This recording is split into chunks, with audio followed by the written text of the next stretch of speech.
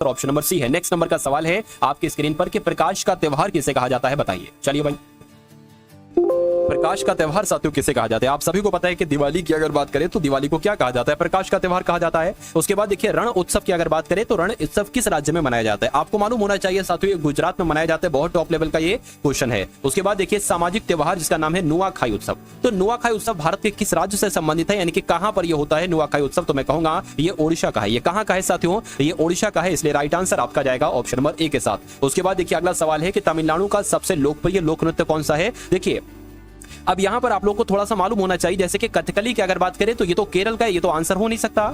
यक्षगान की अगर बात करें ये साथियों कर्नाटक का है, ये भी आंसर आपका नहीं हो सकता, ठीक है ना। उसके अलावा अगर बात करते हैं साथियों कुडियाटम, कुडियाटम की अगर बात करें मैंने आपको बताया था जिस किसी के अंत में अट्टम आ जाए वो साथियों केरल का नृत्य होता है, तो ये केरल का है। अब बचा क्या साथियों? कारगम बचा। तो मैं कह सकता हूं कि तमिलनाडु का जो लोक नृत्य है वो साथियों इसमें से कौन सा है? कारगम है। आंसर आपका जाएगा ऑप्शन नंबर ए के साथ। उसके बाद देखिए अगला सवाल है कि राखा लीला किस राज्य का लोक नृत्य है, मुझे बताइए। चलिए यहां पर अगर बात करें साथियों इस सवाल के जवाब की अगर बात करें तो आपको मालूम होना चाहिए ये असम का है। क्या राखा लीला लोक नृत्य कहां पर किया जाता है? असम में किया जाता है। अब अगर बात करते हैं साथियों मध्य प्रदेश में कौन कौन से किए जाते हैं? मां से मध्य प्रदेश और मां से मांच हो जाएगा। मांच नृत्य कहां किया जाता है? मध्य प्रदेश में। जावारा नृत्य कहां किया जाता है? जावारा नृत्य भी साथियों मध्य प्रदेश में ही किया जाता है, ठीक है ना। केरल की अगर बात करें साथियों कथकली है, मोहिनी अट्टम है, तो ये केरल में किया जाता है। और हरियाणा की अगर बात करें खेड़ा, क्या आप लोग ध्यान रखेंगे साथियों खेड़ा नृत्य और घोड़ा नृत्य, क्या खेड़ा नृत्य और घोड़ा नृत्य साथियों कहां पर किया जाता है? हरियाणा में ही किया जाता है। उसके बाद देखिए नेक्स्ट नंबर का सवाल है आपकी स्क्रीन पर के परिचकली इनमें से किस प्रदेश का लोकप्रिय नृत्य है, बताइए। परिचकली की यहां पर बात की गई है,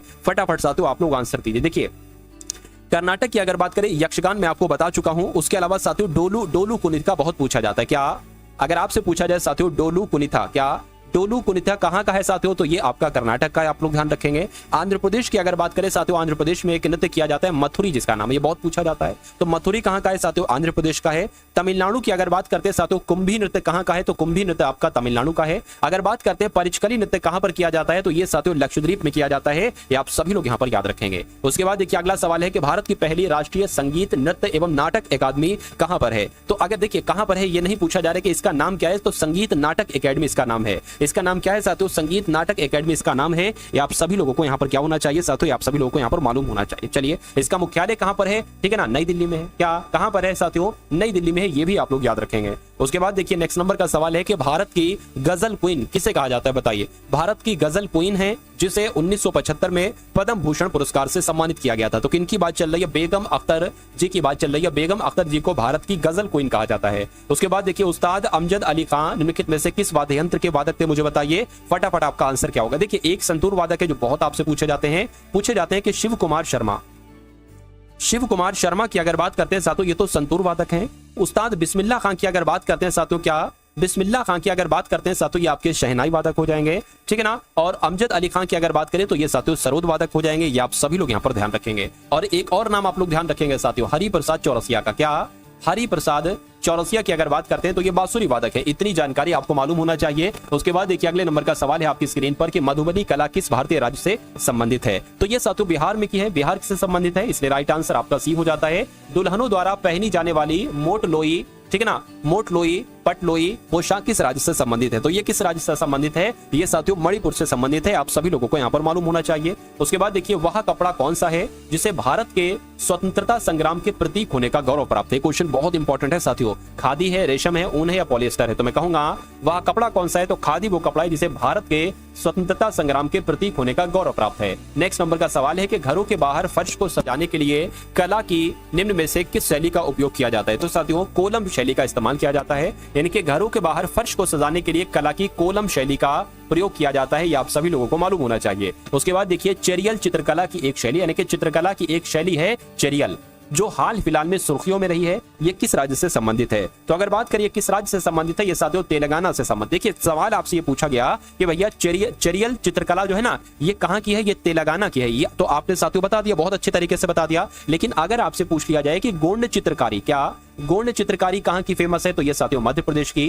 गोंड चित्रकला कहाँ की फेमस है साथियों? मध्य प्रदेश की, आप लोग ध्यान रखेंगे। उसके अलावा कलमकारी चित्रकला आपसे पूछे, क्या अगर आपसे पूछे साथियों, क्या पूछे कलमकारी चित्रकला कहाँ की प्रसिद्ध है? तो आप लोग ध्यान रखेंगे ये आंध्र प्रदेश में की जाती है। ये कहाँ पर कलमकारी चित्रकला कहाँ पर की जाती है? आंध्र प्रदेश में की जाती है। ये आप सभी लोग साथियों यहाँ पर क्या रखेंगे? आप लोग यहाँ पर ध्यान रखेंगे। चलिए उसके बाद देखिए अगला सवाल है कि निम्नलिखित में से राजा राममोहन राय के द्वारा कौन सी पुस्तक लिखी गई थी। तो राजा राममोहन राय के द्वारा साथियों गिफ्ट टू मोनाथिस्ट नाम की एक पुस्तक थी।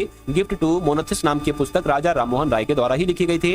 निम्नलिखित में से कौन सी पुस्तक डॉक्टर अब्दुल कलाम के द्वारा लिखी गई, बताइए। तो डॉक्टर अब्दुल कलाम के द्वारा साथियों कौन सी पुस्तक लिखी गई, आप लोग ध्यान रखेंगे, the life tree. The life tree पुस्तक किसके द्वारा लिखी गई साथियों, अब्दुल कलाम के द्वारा यह पुस्तक लिखी गई। ये क्वेश्चन बहुत इंपॉर्टेंट है। उसके बाद देखिए मालगुड़ी, आप लोग भी देखते होंगे बचपन में, मालगुड़ी डेज, मालगुड़ी नामक काल्पनिक गांव और उसके आसपास के क्षेत्र पर आधारित कहानियां लिखने के लिए जो लेखक है वो कौन। मैं भी देखता हूं साथियों मालगुड़ी, ठीक है ना। जब पहली बार ये क्वेश्चन मेरे सामने आया था कि मालगुड़ी, तो एक बहुत पुरानी यादें ताजा हो गई थी, मालगुड़ी डेज, ठीक है। चलिए यहाँ पर अगर जो मालगुड़ी नामक है ना, इसके लेखक कौन है, तो आर के नारायण है। ये सवाल आपसे पूछा जा सकता है। उसके बाद देखिए भारत सरकार ने प्रत्येक वर्ष 29 जून को किसकी याद में सांख्यिकी दिवस के रूप में घोषित किया। पहला पॉइंट तो आप लोग ध्यान रखेंगे कि सांख्यिकी दिवस कब मनाया जाता है, 29 जून को सांख्यिकी दिवस मनाया जाता है।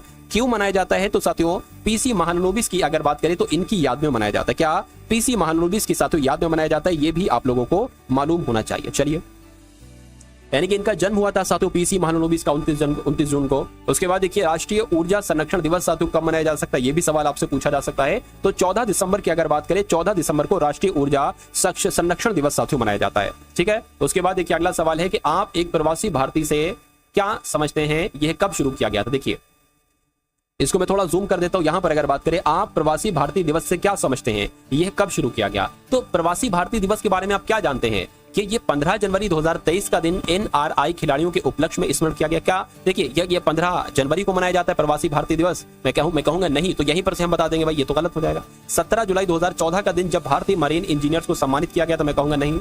9 जनवरी 2003 का दिन महात्मा गांधी के दक्षिण अफ्रीका से 9 जनवरी 1915 को बंबई वापस आने के उपलक्ष्य में स्मरण किया गया था, मैं कहूंगा बिल्कुल सही। अरे भाई प्रवासी भारतीय दिवस क्यों मनाया जाता है, क्योंकि महात्मा गांधी जी क्या साथियों, महात्मा गांधी जी साथियों दक्षिण अफ्रीका से वापस भारत लौटे थे। कब लौटे थे, 9 जनवरी 1915 को बंबई वापस आने के उपलक्ष्य में स्मरण किया था साथियों, ठीक है ना। ठीक है, तो ये बहुत इंपॉर्टेंट क्वेश्चन आप लोग ध्यान रखेंगे। 9 जनवरी 2003 का दिन महात्मा गांधी के दक्षिण अफ्रीका से 9 जनवरी 1915 को बंबई वापस ये लौटे थे, भारत वापस लौटे थे। तो आपका राइट आंसर अगर है ऑप्शन नंबर सी के साथ, तो मैं कहूंगा बिल्कुल करेक्ट है। उसके बाद देखिए चिकित्सा के क्षेत्र में पहला नोबेल पुरस्कार 1901 में टीके के खोज के लिए साथियों किसको दिया गया था, यानी कि उनका नाम आपसे यहाँ पर पूछा जा रहा है। तो उनका नाम साथियों क्या था, देखिए नाम नहीं पूछा जा रहा है। तो चिकित्सा के क्षेत्र में पहला नोबेल पुरस्कार 1901 में किसके टीके की खोज के लिए दिया गया था, ये आपसे पूछा जा रहा है। नाम मैं आपको साथियों बता दूंगा, ठीक है ना।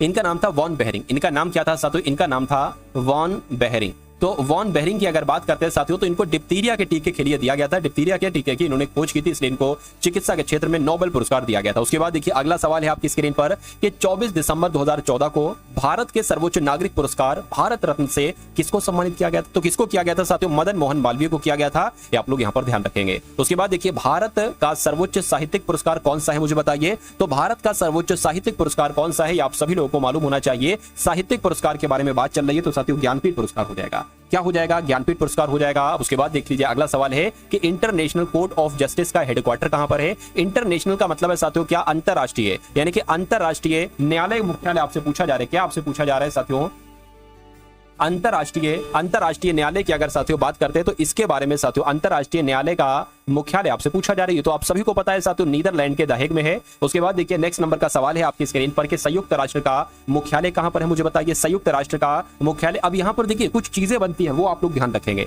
अगर बात करते हैं साथियों, क्या हम बात करते हैं कि लंदन में किसका मुख्यालय है, तो आप लोग ध्यान रखेंगे राष्ट्रमंडल की अगर बात करते हैं, क्या राष्ट्रमंडल यानी कि कॉमनवेल्थ का मुख्यालय कहां पर है, तो लंदन में है, ठीक है ना। ठीक है, अगर न्यूयॉर्क सिटी की हम बात करते हैं, तो न्यूयॉर्क सिटी में साथियों किसका मुख्यालय है, साथियों यूनाइटेड नेशन का मुख्यालय है, यानी कि संयुक्त राष्ट्र का मुख्यालय है। जेनेवा की अगर बात करते हैं साथियों, तो जेनेवा में साथियों WHO का मुख्यालय यानी कि वर्ल्ड हेल्थ ऑर्गेनाइजेशन, या कह सकते हैं विश्व स्वास्थ्य संगठन। क्या साथियों अगर हम बात करें या आपसे पूछा जाए कि विश्व स्वास्थ्य संगठन का मुख्यालय कहां पर है, क्या विश्व स्वास्थ्य संगठन का मुख्यालय कहां पर है, तो जेनेवा में आपको बताना है, ठीक है। इतनी जानकारी साथियों आपको मालूम होना चाहिए। और अगर वर्ल्ड बैंक की बात करें या विश्व बैंक की अगर बात करें, विश्व बैंक की अगर बात करते हैं साथियों, विश्व बैंक का मुख्यालय कहां पर है, वाशिंगटन DC में है। ये भी आप लोग यहां पर ध्यान रखेंगे भाई, बहुत बढ़िया, वेरी गुड क्लास। तो